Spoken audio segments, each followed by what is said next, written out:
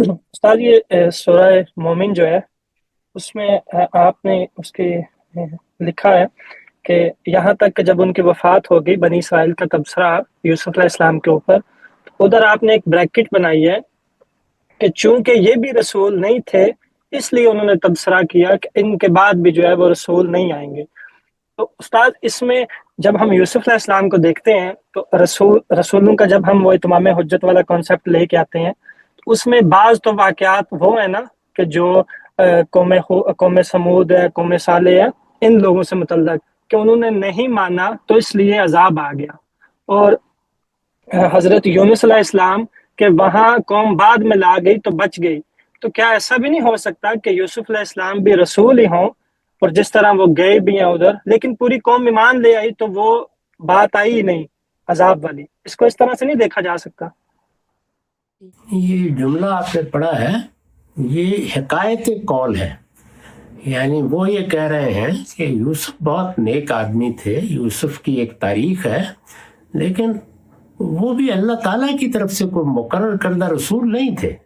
یعنی یہاں رسول بحیثیت منصب زیر بحث نہیں ہے،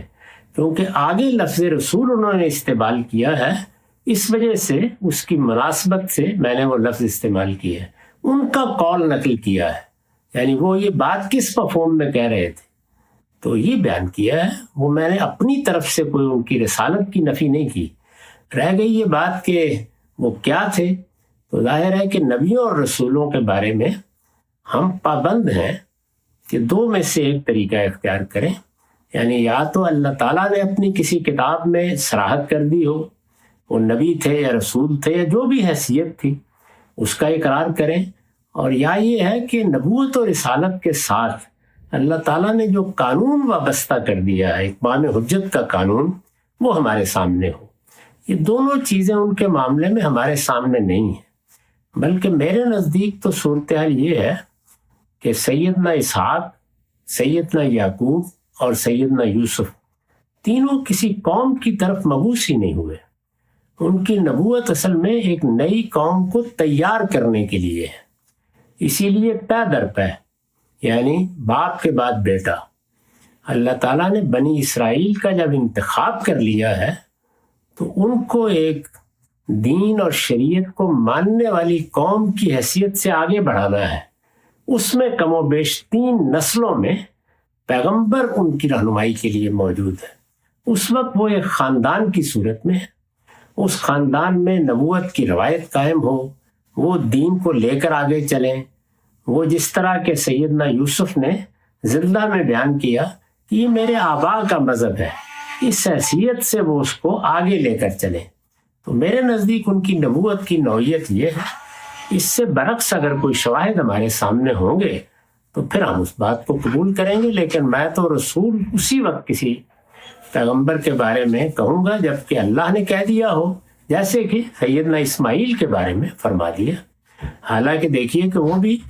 سیدنا اسحاق کے مقابلی میں ہے، یعنی دونوں بھائی ہیں،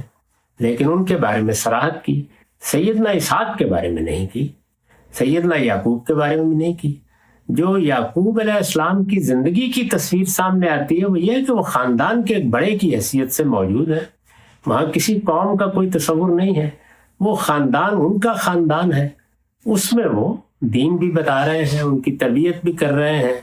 ان کی تعلیم کا اہتمام بھی کر رہے ہیں۔ تو میں اس کو اس طرح دیکھتا ہوں